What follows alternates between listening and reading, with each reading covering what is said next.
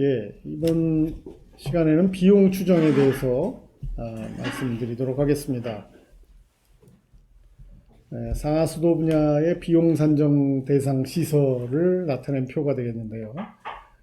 기본적으로 이제 상수도 분야, 하수도 분야 이렇게 나눌 수 있고요. 또 각각 처리 시설과 관로 시설로 이렇게 구분해 볼 수가 있겠습니다. 그리고 하수도 시설의 경우는 이제 기타 시설로 또 이렇게 나타나 있는 것은 하수 처리 시설을 하수 처리 시설에 나오는 그 처리수를 재이용하는 그런 사업의 경우를 이제 기타 사업으로 해서 따로 분류를 하고 있는 것이고요. 이 하수 처리 수를 재이용하는 사업 중에 다시 이거를 공업용수로 이용하는 경우에는 상수도 사업과 유사한 그런 형태로 해서 시설을 분류해 볼 수 있겠습니다. 여기 하수도 시설의 경우는 처리 시설의 그 신설, 증설, 또 지하화 사업, 뭐 이전 사업, 개량 사업 이런 식으로 최근에 많이 분류가 되고 있어서 한번 참고해 볼 만합니다. 최근에 그 노후화된 하수도 시설을 교체하는 과정에서 지상에 있던 시설들을 지하화하면서 다른 표현으로 현대화 사업을 한다 이런 식으로 부르는 경우가 있습니다. 그래서 이런 식으로 표현을 해 보았습니다. 그 총사업비가 어떻게 구성되어 있느냐 하면 사회기반시설에 대한 민간투자법 시행령 제3조에 나타나 있는 이런 사업비의 구성 항목들을 참고를 하면 되겠습니다. 그래서 조사비, 설계비, 공사비, 보상비, 부대비, 운영설비비, 제세공과금, 영업준비금으로 해서 이렇게 구분해 볼 수 있겠고요. 각 내용에 대해서는 조금 더 자세하게 다음 슬라이드를 참고를 하시면 되겠습니다. 조사비는 뭐 좀 더 세부적으로는 측량비, 또 지반조사비, 문화재 지표조사비, 그리고 관로 내부 조사비 등으로 생각해 볼 수 있겠습니다. 상하수도 사업의 경우에 측량은 보통 이제 지형 현황 측량을 한다거나 수도 노선 측량을 하게 되는데 보통 그 측량비는 측량조사 대가의 기준이 있으니까 이것을 이제 참고를 해서 측량비를 산정을 하면 되겠습니다. 지반조사비의 경우는 시추조사, 뭐 현장시험, 실내 토성시험 이런 것들이 있고요. 또 구체적으로는 이제 보링, 표준 관입 시험, 전단 시험, 또 시료 채취 비용도 있고, 물리 탐사 비용, 폐공 되메우기 비용, 재하 시험, 이런 여러 가지 항목들로 구성되어 있는데, 이런 지반조사비는 지반조사 표준 품셈, 또 그리고 건설공사 표준 품셈을 참고해서 산정하면 되겠습니다. 문화재 지표조사비의 경우는 건설사업의 경우 3만 제곱미터 이상에 적용해서 매장 문화재 조사 용역 대가 기준을 참고를 해서 산정하면 되겠습니다. 그리고 관로 내부 조사비의 경우는 보통 이제 하수관로와 맨홀 그 조사 및 상태 등급 판단 기준 표준 매뉴얼이 환경부에서 출간한 보고서가 있는데요.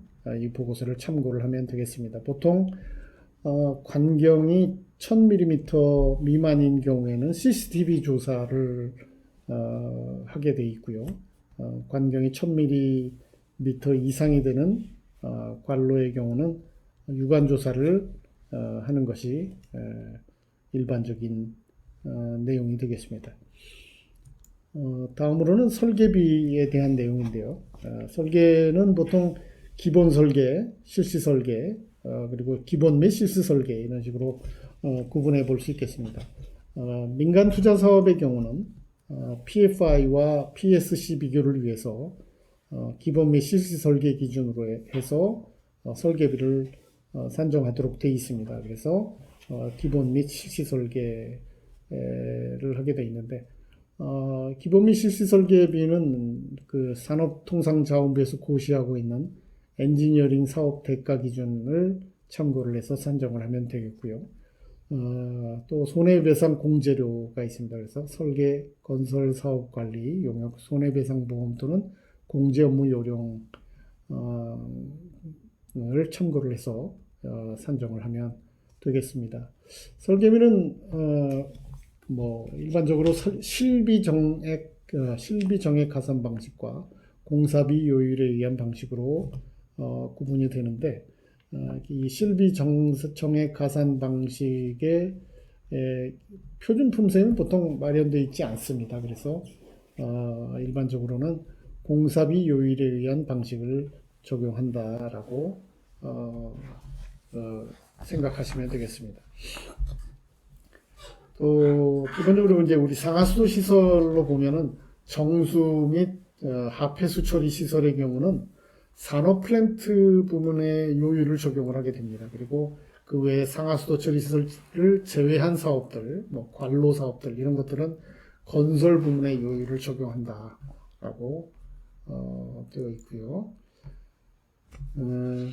보상비에 대한 얘기입니다. 보상비는 이 특정 사업을 진행하면서 사업 부지를 확보하기 위한 사유지 매입 비용 등을 얘기하는 것인데요. 보통 보상비는 용지 보상비, 어업권 및 기타 보상비, 점용료, 사용료로 구분이 됩니다. 그 중에 용지 보상비가 이제 용지 구입비와 지작물 보상비로 구분이 되어 있는데, 용지 구입비는 사업에 필요한 토지를 취득 또는 수용하는 데 드는 그런 비용이고, 공익사업을 위한 토지 등의 취득 및 보상에 관한 법률에 따라서 이런 이제 비용이 정해지게 되고요. 이 용지 구입비를 산정할 때는 예비 타당성 조사 수행 총괄 지침을 준용해서 감정 평가에 의한 방법과 주변 보상 사례 가격을 활용하는 방법, 또 보상 배율을 적용하는 방법, 이 세 가지 방법 중에서 선택해서 산정하면 되겠습니다. 또 세부적인 방법으로는 한국개발연구원에서 이런 예타 조사 수행을 위한 일반지집 수정 보완 연구가 있어서 3단계로 이런 세부 방법을 제안하고 있으니까 이것을 참고를 해서 산정하면 되겠습니다. 지작물 보상비는 해당 토지 위에 있는 건축물, 구축물, 농작물, 수목 등 해당 토지 사용에 장애가 되는 물건에 대한 보상비를 의미하고요. 이것도 세 단계에 걸쳐서 산정하는 그런 방법을 따라가면 되겠습니다. 부대비에 대한 내용인데요. 부대비는 세부 항목으로 사업 타당성 조사비, 건설사업 관리 중 감리 업무비, 그리고 설계의 경제성 검토비, 환경영향평가비, 또 사후 환경영향평가비, 재해영향평가비, 교통영향평가비, 인허가비 등이 있고요. 또 공사보험료, 사업 이행보증보험료 이런 세부 항목들이 있습니다. 그 건설공사보험료는 예기치 못한 그런 돌발 사고에 따른 모든 손해를 담보하는 그런 비용이 되겠습니다. 제3자 배상 책임보험을 포함하는 그런 내용이 되겠고요. 사업 이행 보증 보험료의 경우는 사업 이행을 보증하고 보증받는 기관이 동일한 그런 경우가 대부분이죠. 그래서 보통 이 주무관청이 이런 사업 이행을 보증하고 또 보증받게 되는 그런 동일한 기관이 되기 때문에 PSC를 산정할 때 고려하지 않아도 됩니다. 또 제세공과금에 대한 내용인데요. 제세공과금은 생태보전협력금, 그리고 개발제한구역 보전부담금, 그리고 농지보존 부담금, 대체 산림자원 조성비로 구성이 되어 있습니다. 그래서 생태보존협력금은 생태계 훼손 면적의 단위 면적당 부과금액과 지역개수를 곱해서 산정을 하고, 또 농지보존 부담금은 해당 농지 개별 공시지가의 30%로 결정을 하는 경우, 또 산지를 다른 용도로 사용하려는 경우에 산지 보존, 관리 및 조성을 위해서 이 대체 산림 자원 조성비를 납부하도록 되어 있는 부분, 이런 것들은 이제 고려를 해서 우리가 산정을 하면 되겠습니다.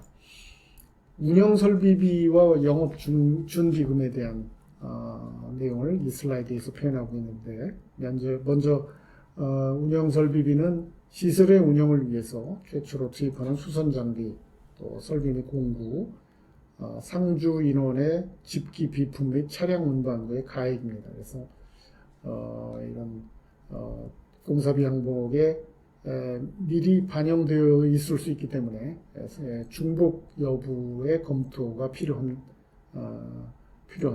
이 부분을 유의해서 중복에 대한 판단을 해야 되겠습니다.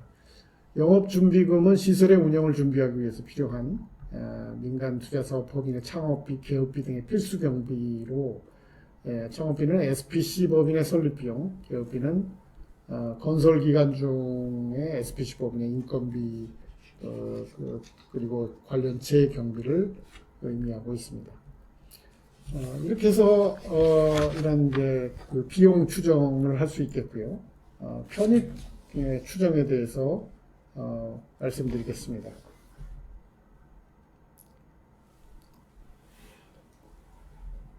편입 추정에 대해서는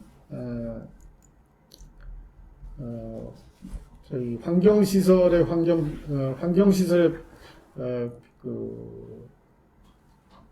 환경시설 또는 환경정책이 제공하는 물리적인 변화를 화폐 가치로 환산한 것을 우리가 이제 환경편익이다, 이렇게 얘기를 할 수 있겠고요.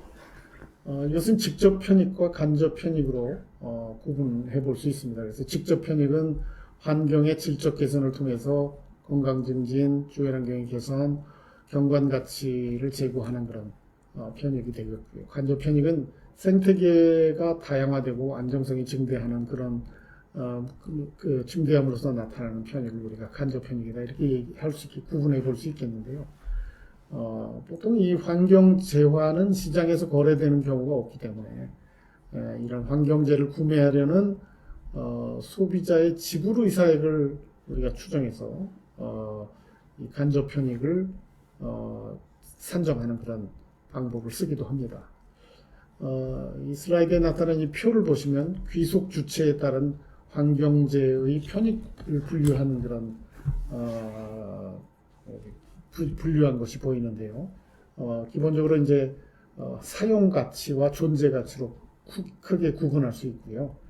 사용 가치는 직접 사용 가치와 간접 사용 가치로 구분이 되고, 존재 가치는 대리 소비 가치와 청지기적인 가치로 구분을 해볼 수 있겠습니다.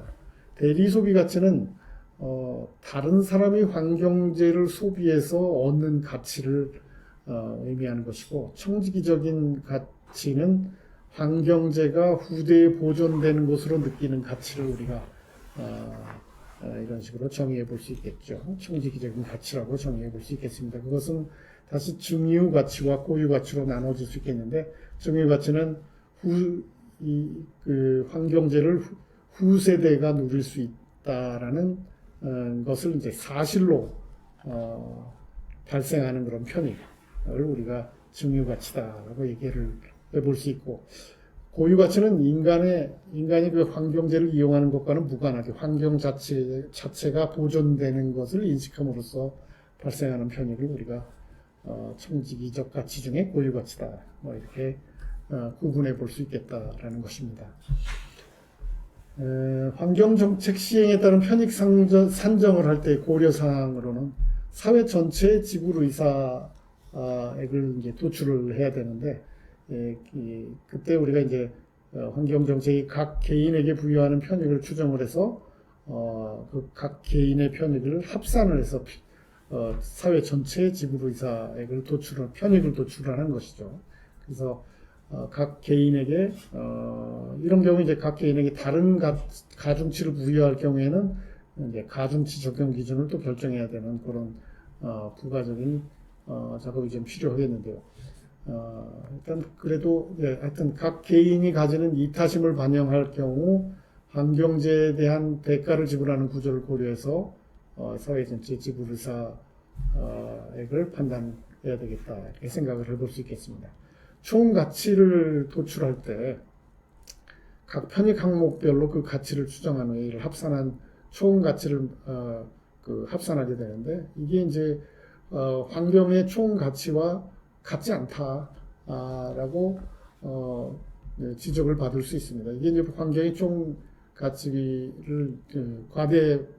가치보다 좀 과대 평가하는 그런 경향이 있다라고 보통 알려져 있습니다.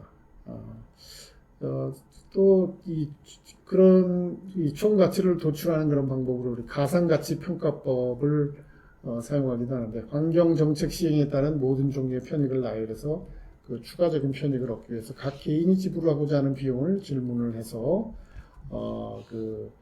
추정하는 그런 방법을 사용하기도 합니다. 또 편익 이전법을 사용하기도 하는데요. 환경 정책의 편익을 정책별, 지역별로 매번 추정할 때 분석 비용이 많이 드니까 또 시간도 많이 걸리고 하니까 이런 것들을 이제 절약하기 위해서 제한되는 그런 방법이죠. 그래서 가치 이전 기법 또는 뭐 함수 이전 기법, 메타 분석법 이런 것들이 제한이 되고 있습니다. 그래서 이런 방법들을 이제 활용을 해보면 되겠고요. 요 아래 보시면 제가 하수도 사업에 대해서 이런 CVM이나 BTM을 이용해서 편익을 산정했던 그런 사례들을 논문으로 작성한 부분이 있어서 참고가 될까 해서 여기 적어 보았습니다. 환경 편익을 산정하는 방법을 정리한 표가 되겠습니다. 그래서 기본적으로 시장적인 방법, 현시 선호 방법, 진술 선호 방법, 편익 이전 방법 이런 식으로 구분이 되어 있고요. 또 각 접근 방법별로 주요 분석 모형에 대해서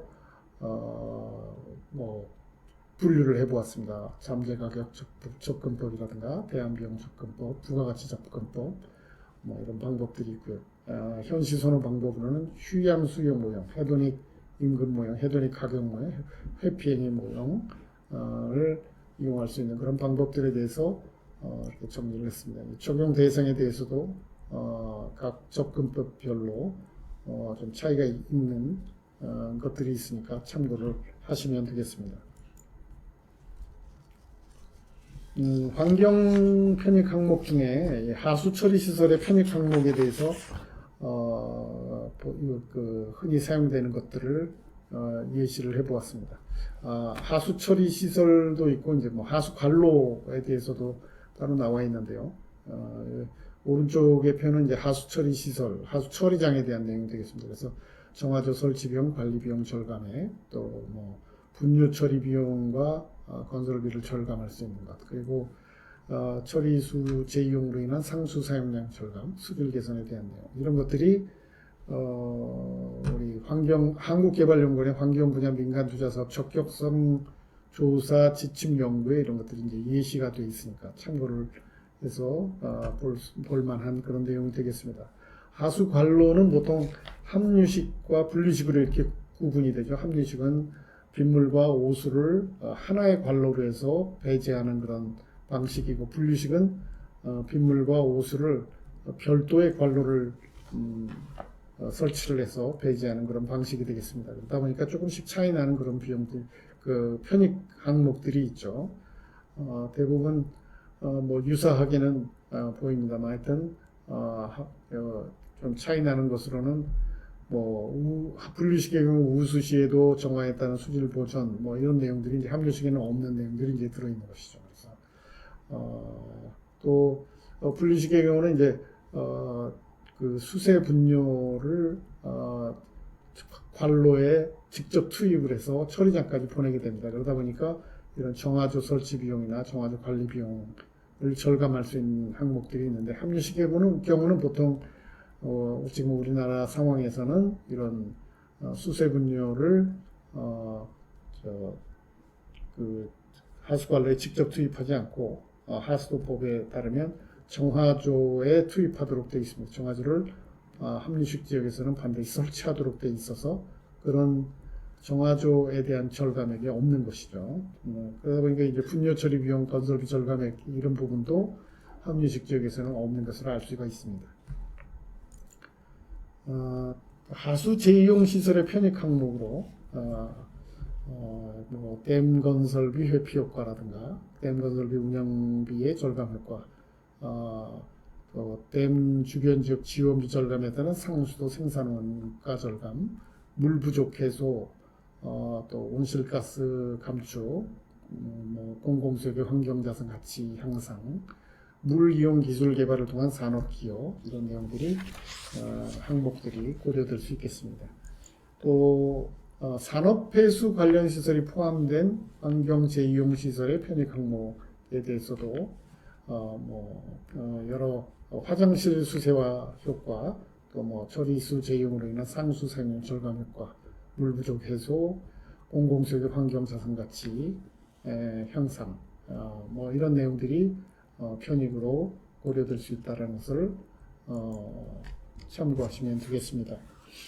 또 하수 처리 시설이 포함되어 있는 하수 재이용 관련 시설의 편익 항목에 대해서도 처리장 효율 제고의 측면이 있어서 이런 부분들이 지금 추가가 되는 것이 되겠습니다. 그 외에 녹색 산업 일자리 창출 이런 내용들이 또 추가로 되어 있는 것을 알 수 있습니다. 항목별 편익 산정 방안에 대해서 정리를 하고 있는데, 먼저 편익 항목의 식별이 중요하죠. 그래서 여러 편익 항목들이 있는데 이미 말씀드린 내용과 중복되긴 합니다만, 하수 처리장과 하수 재이용 시설이 약간씩 차이가 나는 그런 비용들이 항목들이 있습니다. 편익 항목들이. 그래서 이런 부분들을 좀 참고를 해서 볼만하죠. 하수 재이용 시설의 경우는 이제 하수 처리 비용의 절감에 대한 부분이 편익 항목에서 포함되지 않고 있고요. 또 하수 재이용 시설에는 있는데 하수 처리장 편익에는 없는 수자원 절감, 용수 공급 서비스 비용 절감, 이런 것들이 좀 차이 나간다라는 것을 확인해 볼 수 있겠습니다. 항목별 편익 산정 방안을 요약한 표가 되겠습니다. 그래서 편익 항목, 여기 지금 나타나 있는 편익 항목에 대해서 각각의 추정 방안들이 조금 정리가 되어 있습니다. 그래서 신규 수요냐 이전 수요냐에 따라서 좀 다르게 고려하는 부분도 있고,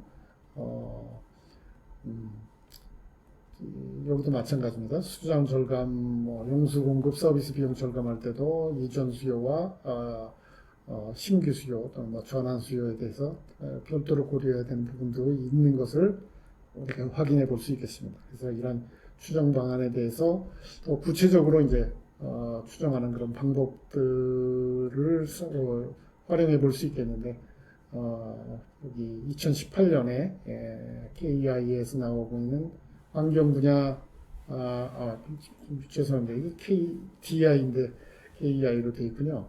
환경 분야 민간 투자 사업 적격성 조사 지침 개정 연구에 이런 추정 방안들이 좀 구체적으로 나와 있는 것들이 있으니까 참고하시기 바랍니다.